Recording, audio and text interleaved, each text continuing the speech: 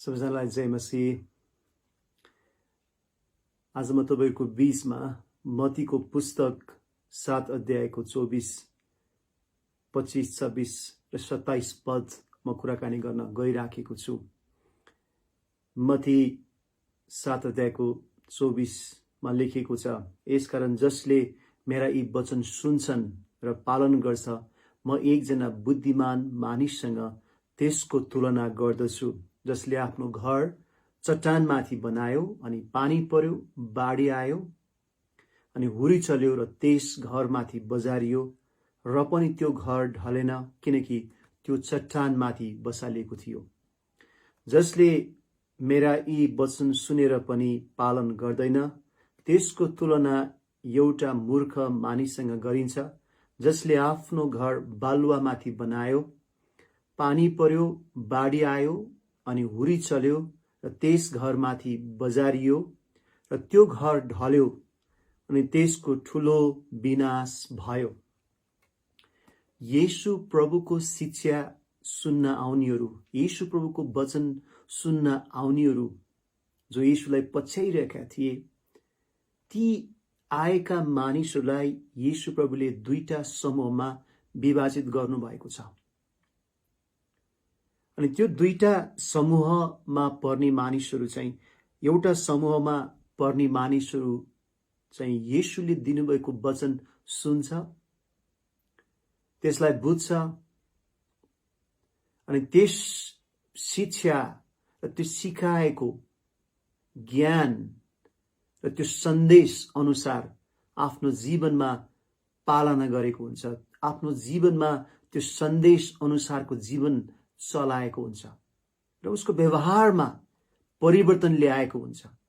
र जे कुरा शिक्षा उसले सिकेको छ, त्यो शिक्षा चाहिँ उसको जीवन जिउने एउटा भाग बन्छ भने अर्को मानिसको समूह पनि त्यहाँ छ, जसले शिक्षा लिएको छ, ज्ञान लिएको छ, सबै कुराहरू सुनेको छ, तर ती सबै सुनेर त्यो कुरा ज्ञान लिएर चाहिँ उसले आफ्नो एउटा मगजमा मात्रै राखेको छ, तर त्यो अनुसार उसले आफ्नो जीवनमा परिवर्तन ल्याएको छैन। उसले त्यो ज्ञान र त्यो शिक्षालाई चाहिँ व्यवहारमा उतारेको छैन। यो कारणले गर्दाखेरि ज्ञान, योग्यता र विज्ञता प्राप्त गरेको, तर ती सबै पाएको ज्ञान, त्यो विज्ञता र योग्यतालाई व्यवहारमा लागू नगरेको मानिसलाई चाहिँ यहाँ येशू प्रभुले चाहिँ एउटा मूर्खहरूको दाँजोमा राख्नु भएको छ। त्यो चाहिँ एउटा योग्यता पाएको मूर्खता हुन सक्दछ। त्यो एउटा उसको लागि मैले यति कुरा सिकेँ, त्यहाँ मलाई थाहा छ, मैले त्यो कुरा जानेको छु भनेर त्यो कुरा एउटा देखाउने, त्यसलाई कतिचोटि उसलाई एउटा घमण्ड गर्ने आदर बन्न सक्ला। तर यदि कुनै पनि ज्ञान, कुनै पनि योग्यता, कुनै पनि शिक्षा र त्यो उपदेश र सन्देश सुनेर त्यसले जीवनमा लागू भएको छैन भने त्यसले केही फाइदा हुँदैन। र जसले सिकेर, बुझेर अनि जीवनमा लागू गरेको छ, त्यसलाई येशू प्रभुले चाहिँ बुद्धिमान मानिस भन्नुभएको छ। यी दुईटालाई उहाँले कुरा गर्नुभएको, जसले सुन्छ, जसले बुझ्छ अनि त्यसलाई जीवनमा उतारेको हुन्छ, त्यो मानिस चाहिँ बुद्धिमान मानिस हो। उहाँले भन्नुभयो कि यो घरको बारेमा यहाँ कुरा गरिराख्नु भएको छ। वास्तवमा यहाँ यी दुई खालका मानिसहरूको लागि एउटा घरद्वारा उहाँले व्याख्या गर्नुभएको छ कि त्यहाँ भन्नुभएको छ कि एकजना मानिस जसले मैले भनेको कुरा सुन्छ, पालन गर्छ, म एकजना बुद्धिमान मानिससँग त्यसको तुलना गर्छु, जसले आफ्नो घर चट्टानमाथि बनायो।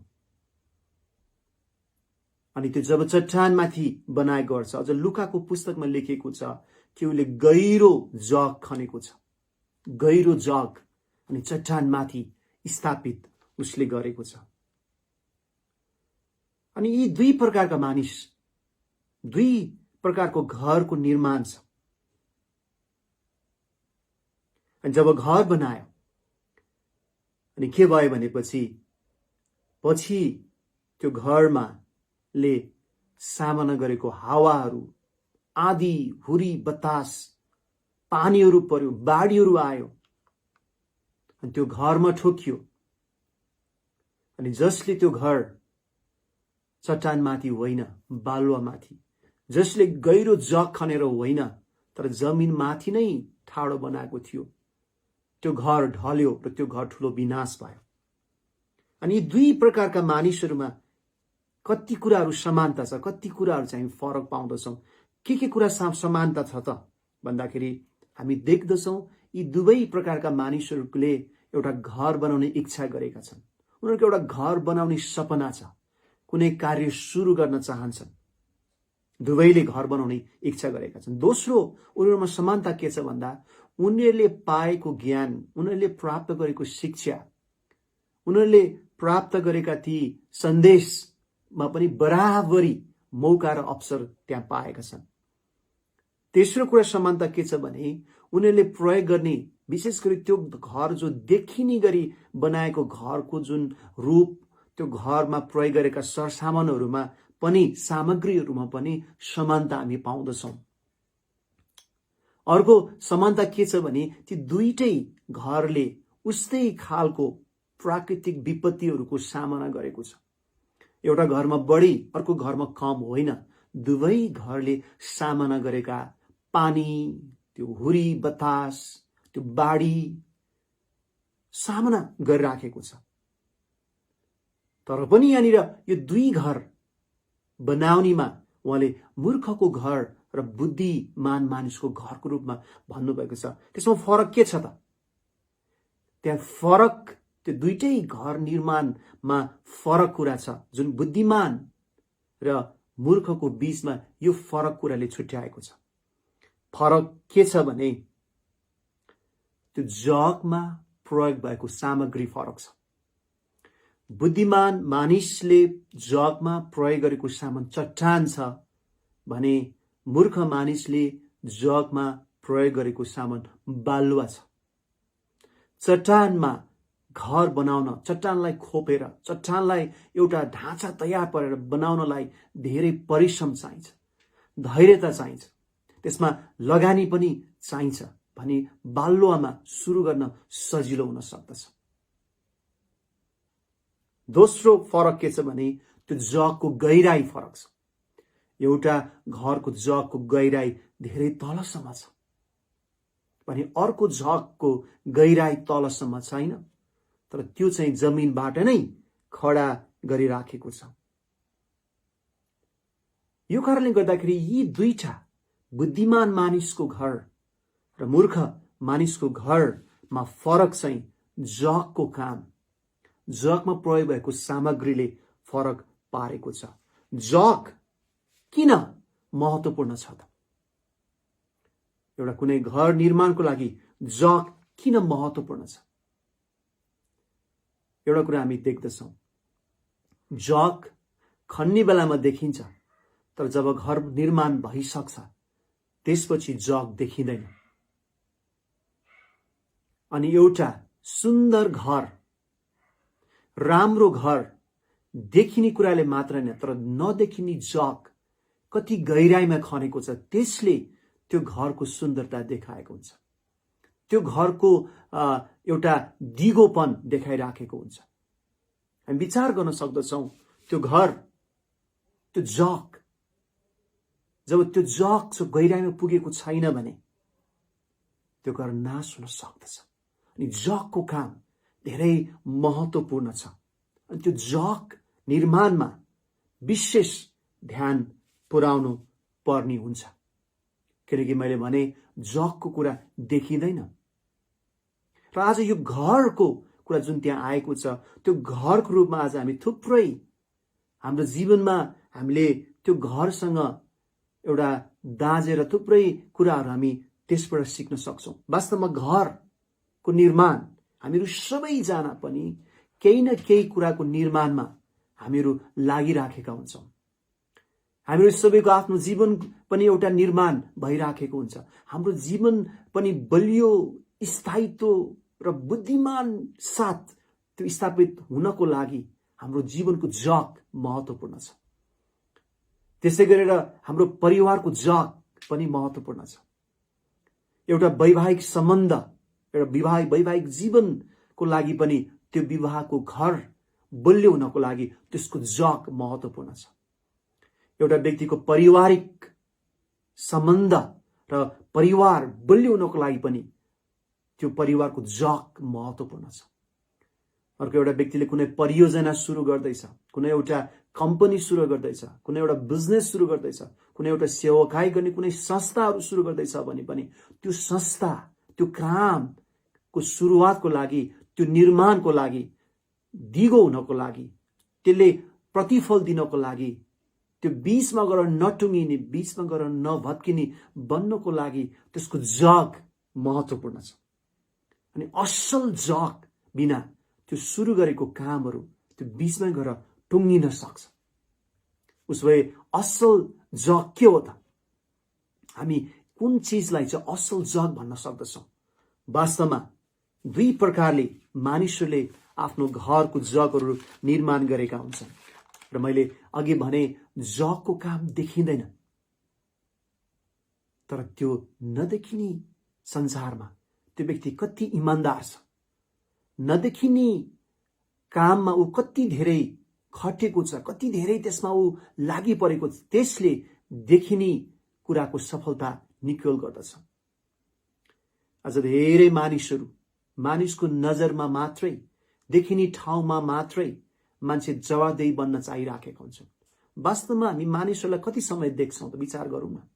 के सबै मानिसलाई हामी सधैँ हाम्रो नजरमा देख्न सक्छौँ? हामी एउटै परिवारमा बस्ने पनि दिनमा 24 घण्टा हुन्छ, एक हप्तामा 168 घण्टा हुन्छ, एक महिनामा करिब 5000 घण्टा हुन्छ।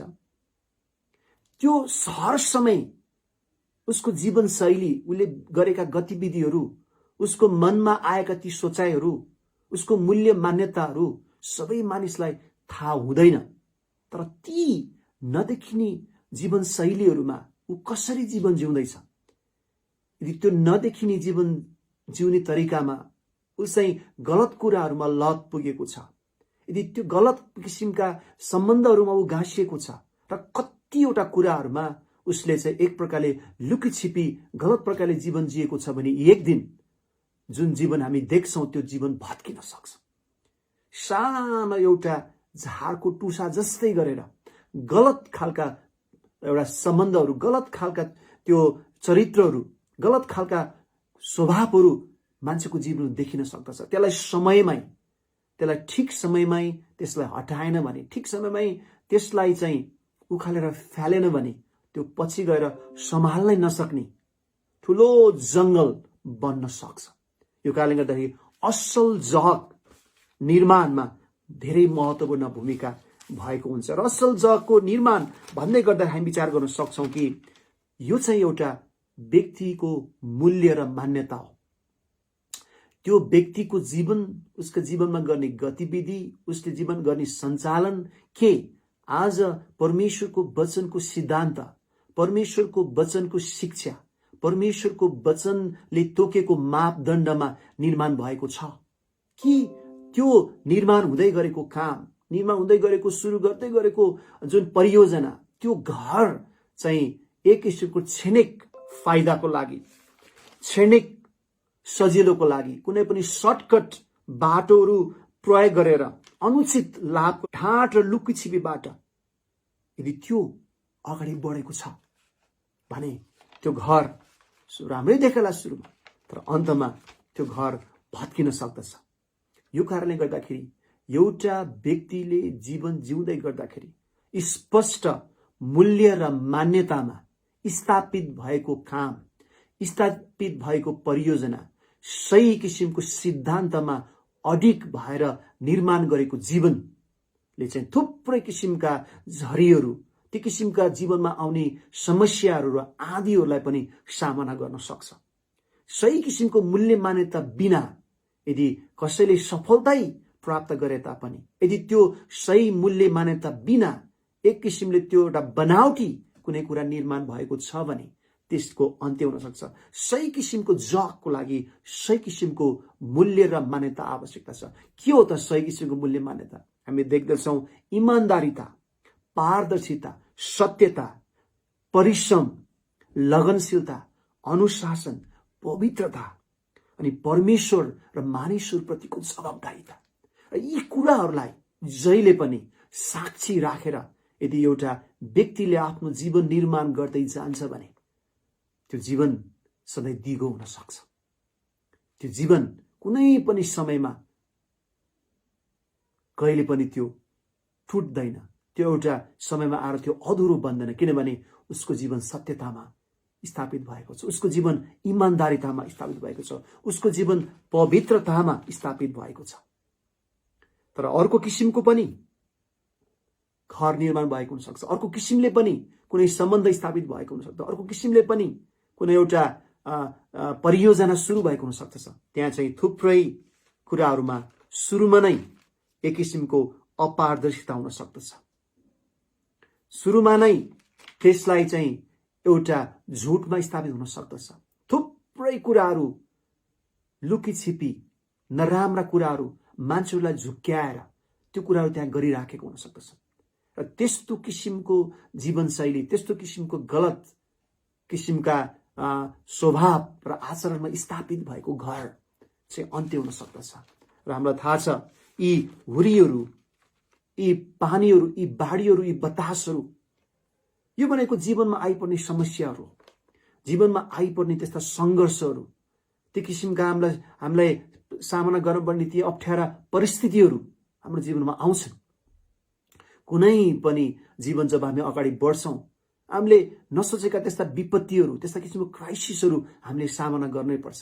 तर हामीले सामना गर्ने हरेक क्राइसिसमा यदि त्यो क्राइसिसको हर समयमा यदि हामीले परमेश्वरको मूल्य मान्यता, परमेश्वरको वचनमा स्थापित गरेको हाम्रो घर हो भने, हाम्रो जीवन हो भने, ती सबै हाम्रो जीवनमा आउने चुनौतीहरू, ती सबै हाम्रो जीवनमा आइपर्ने त्यस्ता खालका खराब परिस्थितिहरूलाई हामी सही प्रकारले सामना गर्न सक्छौँ र हामी फेरि त्यसमाथि विजय प्राप्त गर्न सक्छौँ।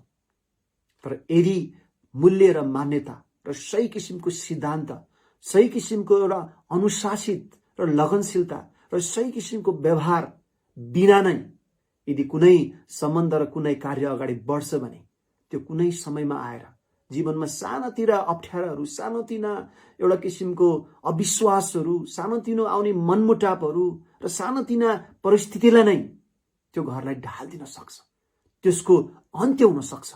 र आज के तपाईँ र म हामीले सुरु गर्दै गरेको परियोजना, के तपाईँ र मेरो जीवन, तपाईँ र मेरो सम्बन्ध के परमेश्वरको वचनमा आधारित छ?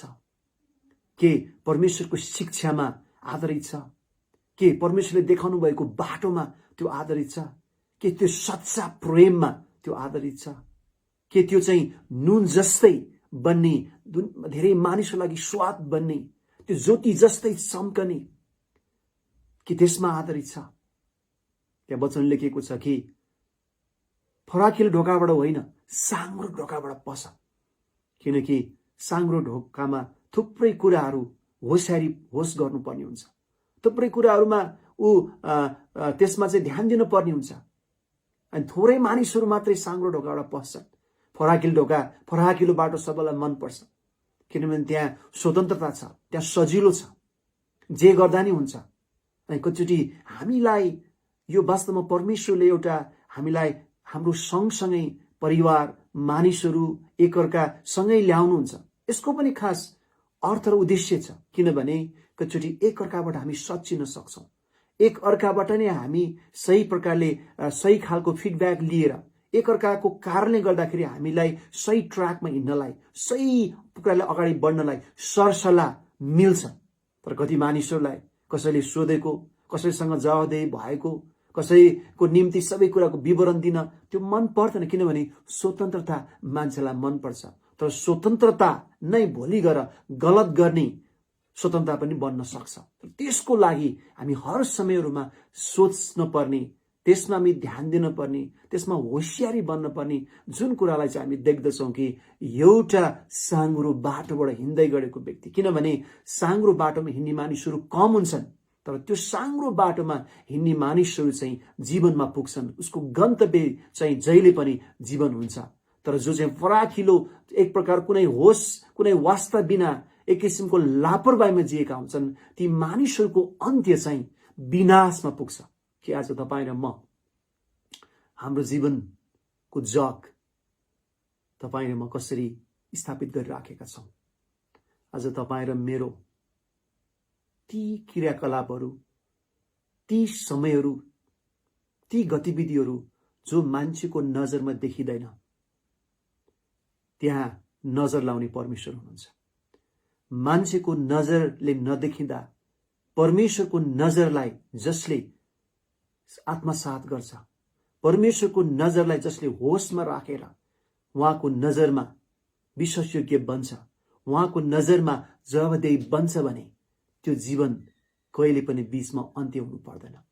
आज हामी मान्छेको नजरबाट जुन एउटा गोप्य संसार आफ्नै प्रकारले बनाउन सकौँला, गोप्य संसारमा रमाउन पनि सकौँला, किनभने त्यो जगको काम गोप्यतामा, त्यो गहिराईमा जो देखिँदैन। तर यदि त्यो गोप्य संसारमा आज हामी इमानदार छैनौँ भने, त्यसमा गोप्य कुरा देख्ने परमेश्वरमा हामी साक्षी बन्दैनौँ, गोप्य कुरा देख्ने परमेश्वरमा नै हामी उत्तरदायी बन्दैनौँ भने एक दिन यस्तो समय आउँछ जसले हाम्रो जीवन, हामीले निर्माण गरेको काम अन्त्य हुन सक्छ। यो कारणले गर्दाखेरि आज हामी कति उचाइ प्राप्त गर्यौँ होइनौँ, कुनै पनि उचाइलाई चाहिँ त्यो गहिराईले निर्धारण गरेको हुँदछ। र तपाईँ र मेरो गहिराई चाहिँ हामीले ख्रीष्ट र परमेश्वरको शिक्षा र सिद्धान्तमा हामी अडिग भएर जानुपर्ने हुन्छ। कि आज हामी ख्रीष्टको शिक्षाले आज हाम्रो जीवनलाई चलाइराखेको छ? कि ख्रीष्टको शिक्षाले आज हाम्रो जीवनलाई सही प्रकारले बाटो देखाइराखेको छ? कि हामी आफ्नै प्रकारको, हामी लैलैमा, आफ्नै खालको रहरमा, आफ्नै खालको सोचमा हामी अगाडि बढिराखेका छौँ? किनकि एक दिन यी सबै कुराको घरको जाँच हुन्छ अनि त्यो जाँचमा येशूमा स्थापित घर मात्रै रहिरहन्छ, तर अर्को जुन एउटा बालुवामाथि बनावटी रूपमा बनेको घर चाहिँ नाश भएर जानेछ। यो कारणले गर्दाखेरि आज हामीले जिउँदै गर्दाखेरि येशू प्रभुको वचन हामी सुन्न सक्दछौँ, उहाँको सन्देश सुन्न सक्दछौँ। सुनेर सिकेर मात्र होइन, तर त्यो सिकेर सुनेर प्राप्त गरेको ज्ञानले आज हाम्रो जीवनमा लागू भयो भने, हाम्रो जीवनमा त्यो कुराहरू साँच्चै त्यसले काम गर्यो भने त्यो मानिसलाई आज येशू प्रभुले बुद्धिमान मानिस भन्नुभएको छ। आज तपाईँ र मलाई परमेश्वरले धेरै आशिष दिनुभएको होस् कि आज हामी मूर्ख होइन तर बुद्धिमान मानिस बन्न सकौँ अनि उहाँले उहाँको समयमा हामीलाई इनाम दिनुहुनेछ। आउनुहोस् हामी प्रार्थना गरौँ। पिता परमेश्वर, हामी तपाईँलाई धन्यवाद दिँदछौँ प्रभु, तपाईँको वचन सुन्ने मात्र होइन तर तपाईँको शिक्षा, तपाईँको सन्देश सुनेर हामी त्यो अनुसार जिउन चाहन्छौँ। आज हाम्रो जीवनमा त्यो कुराहरू लागू गर्न चाहँदछौँ। तपाईँ परमेश्वरले हामीलाई सहायता गर्नुहोस् जसै हामी त्यो जीवनमा जिउने छौँ।